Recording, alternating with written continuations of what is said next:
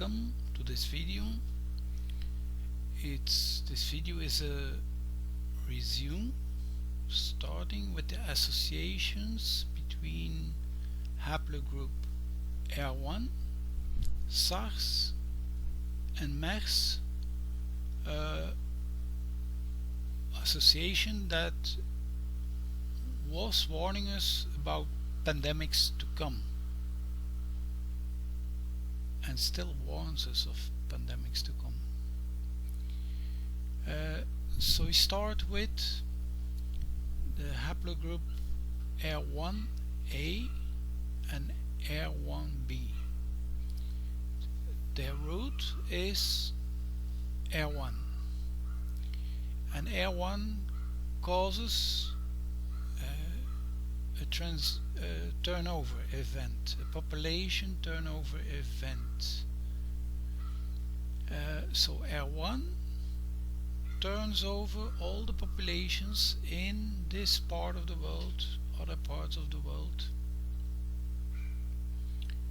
But let's say this part of North America, but it covers pretty much everything of North America, and Western Europe, Eastern Europe, and an important part of Eurasia, quite deep into Siberia,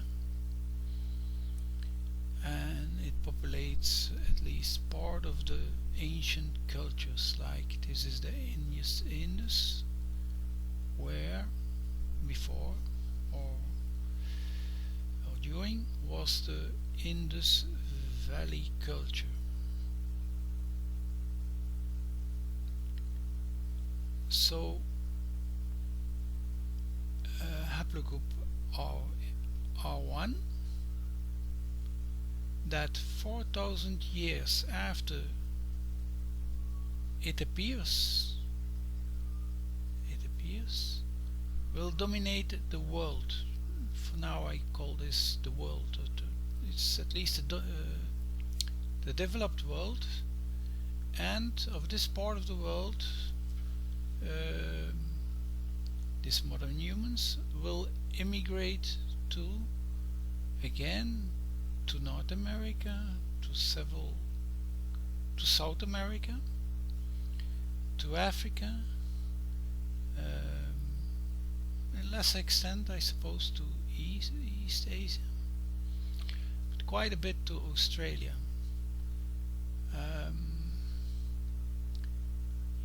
So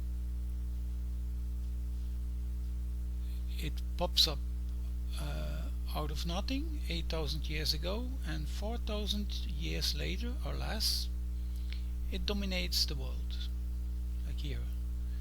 And this is what is still left today. This is what is in the DNA of the modern humans that populate the whole world. This is present. So before they could have been more and they could have been less. This is present.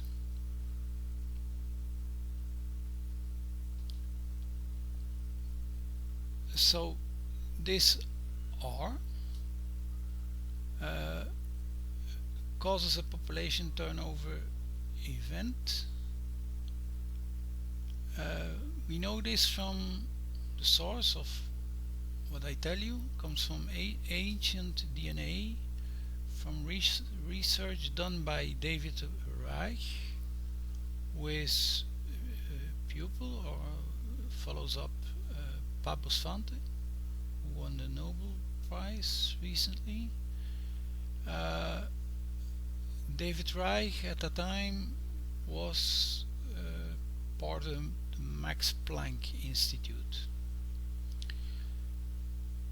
There is nothing normal about popping up, and there is nothing normal about such a kind of population takeover that is like an invasion of the world.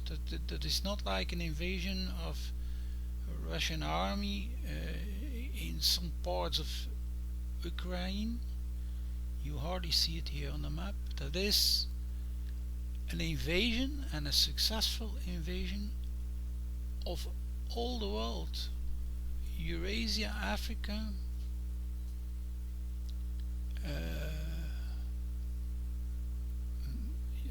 the Americas. So this is never seen before and never seen after. Totally different populations, because this population, this R1, is totally different from any other population before.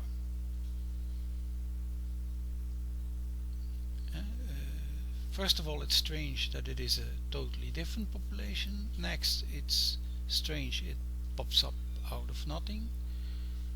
And then population turnover, so successful on world scale, there's nothing normal about it.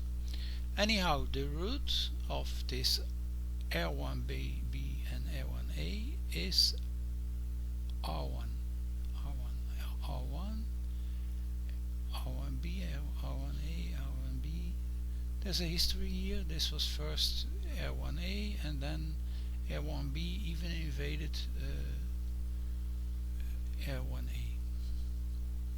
This was R1a and seems not to be invaded by R1b. This was invaded by R1b, possibly straight away. So this is the root, and so on. Apart from haplogroup Q, all other hybrid groups, I call all other hybrid groups because they pop up, and later I will show that Q didn't pop up, it was there all the time. So all other haplogroups, which I call hybrid groups, popped up rather recently,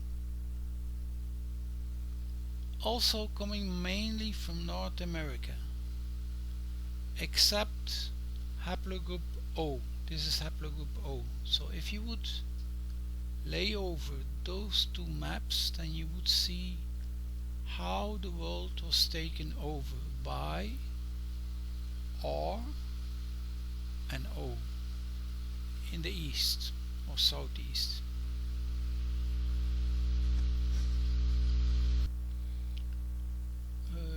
Well, I told you that O is another part of the composition of all modern humans, but it comes from another root. It comes from the Americas as well, but through another route. Then this was haplogroup O. It is from before haplogroup R1. It also pops up, but it composes, or it occupies, it invades and occupies Southeast Asia and Madagascar. Then there's another group, haplogroup N, that occupies Asia and part of Europe. This is Scandinavia. It also comes from North America, just like R1 comes from North America. So in fact, to be complete, you should add up R1, O, coming from another root, still coming from the Americas, and N, coming from North America. More or less the same root. You see that Nova Zembla is one of the entries. In this case there are more entries. There's an entry that takes to Lake Balkai. It's the River Lena. I don't go into detail. Now AR1, does it have an association with the plague, Black Death? Scientists detected that at least some older aged individuals of this R1 group presented the microbe Yersinia pestis, which is not a virus and it does not invade the cells, but anyhow it kills very quickly. Very irreversible, very infectious. So just to remember that they are pathogens that are much more dangerous than coronavirus. They have extreme mortalities, some of them, like Yersinia pestis has. Don't go into detail. You can easily find facts about Black Death and see that certain populations lose 70% or almost the whole population in a matter of weeks and months.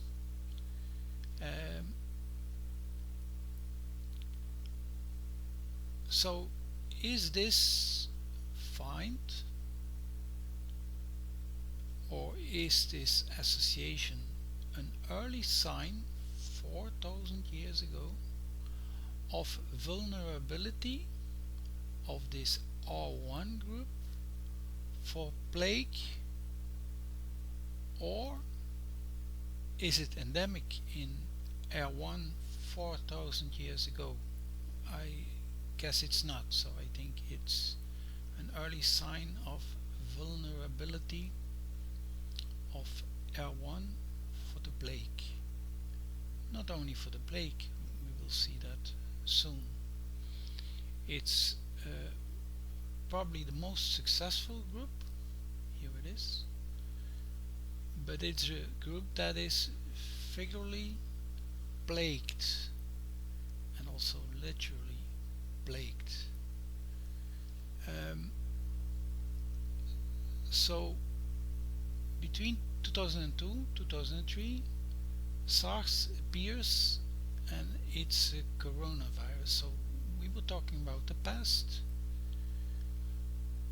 we talked quickly about the plague, and now we start 2002, that is this century, 21st century,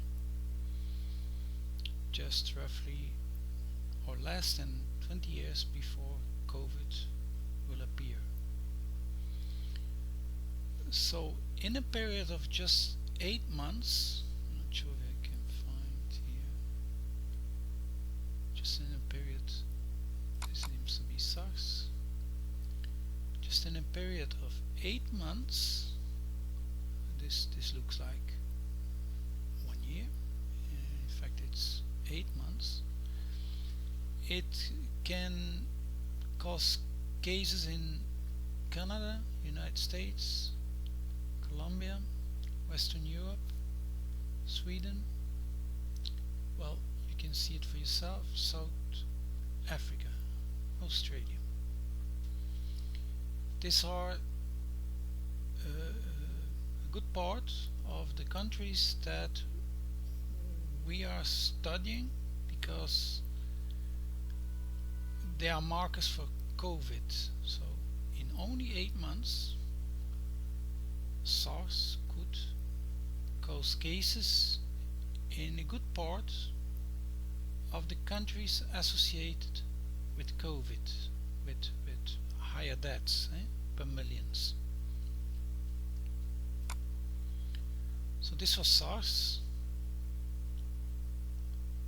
Until that moment, no member of the coronavirus family affected humans.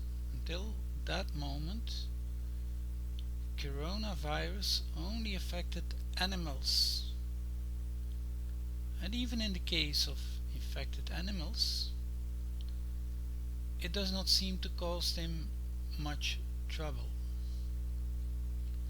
Then, less than 10 years later, MERS appears, another coronavirus. Never a coronavirus infected humans. First time 2003, quickly covered the countries, important part of the countries that are markers for COVID, and then less than 10 years later, MERS appears, another coronavirus out of the blue. This is out of the blue. This is, well, let's say again out of the blue. It was also able to spread to mostly the same countries all over the world in these 8 years, or close to 8 years. Now I will look for MERS. If I can find MERS.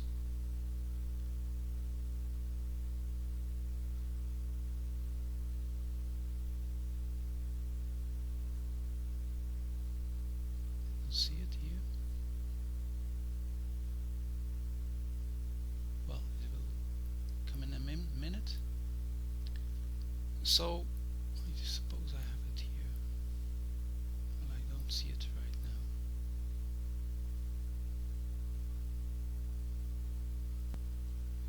So I found a map with MERS. It's here.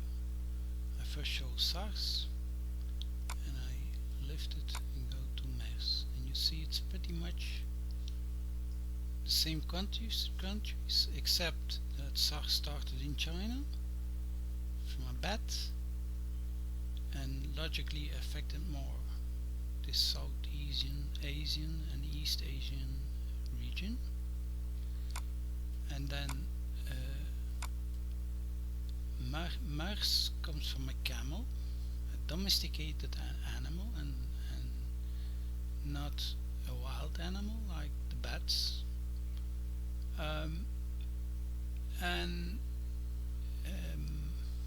Of course the world was warned, and chasing down any coronavirus symptoms, because they are like COVID respiratory diseases.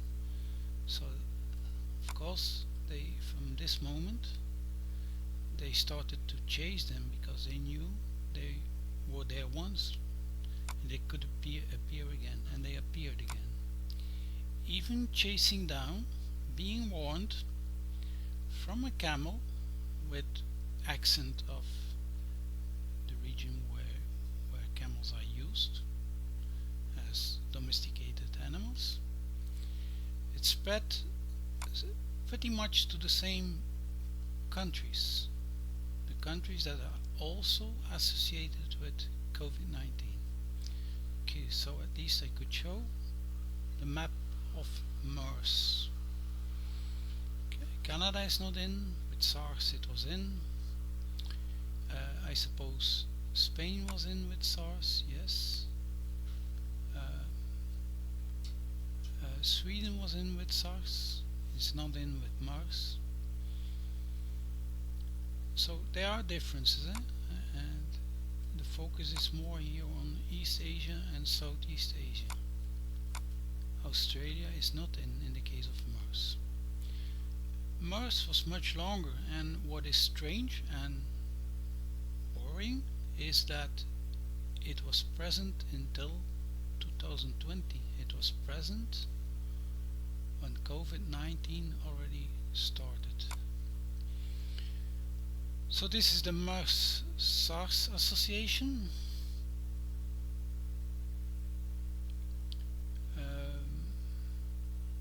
We can easily speak from a strong association, because for the rest of the history of the human being, which is over 2 million years, there was no coronavirus.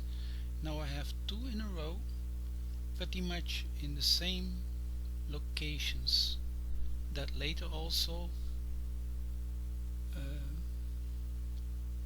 COVID will appear. All this is not a coincidence, because for statisticians this is a temporal and a locality association.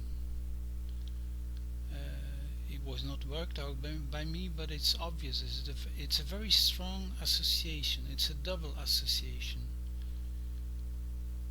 and it's even more special because they come from different animals living in different places. One animal is wild and another is domesticated.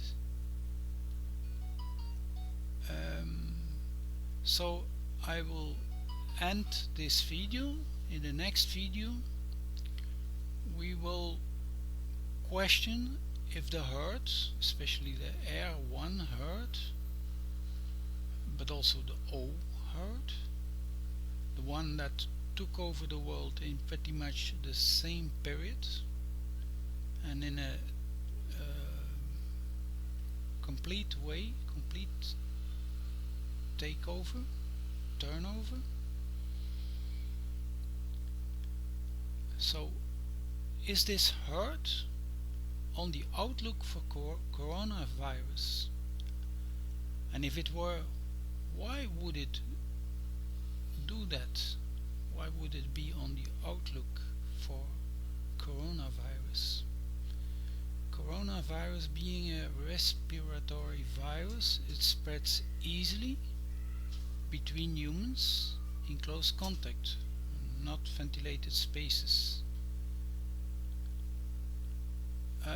Being an animal virus, before 2002, we have no antibodies.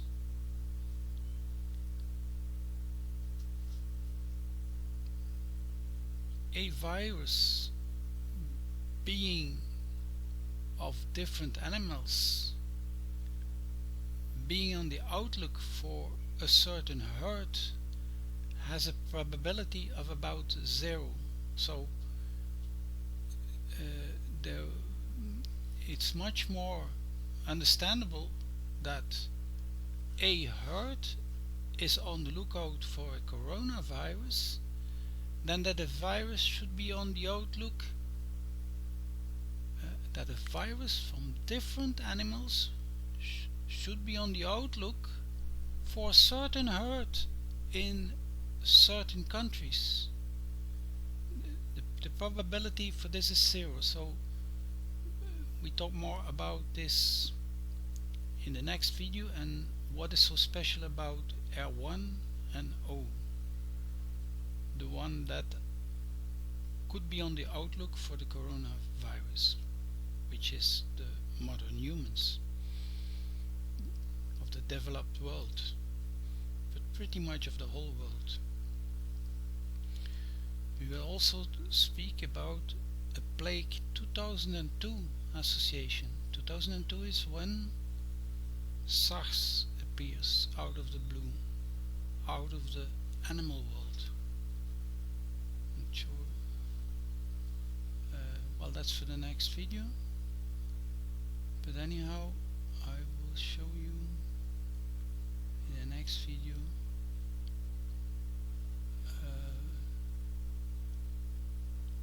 the plague of 2002 to 2005. Here it is. That's for the next video. Source is World Health Organization, and this is cases of the plague in the world. It again has a pretty good association with R1 and O, and the same countries that will suffer most from COVID-19. You see that this time Europe, Western Europe and Scandinavia is not in, but they don't have the animals. They don't have the animals that are vector of the plague. And this is not a virus. It's more difficult to transport. It has to be it happens in a more physical way. So that's why Europe is not here. If we would have vector animals, like for instance the United States has, like this region has, then most probably it would have popped up in Europe and Scandinavia as well. But of course cannot prove it. This is for the next video. Thanks for watching. Hope to see you in the next video. Bye.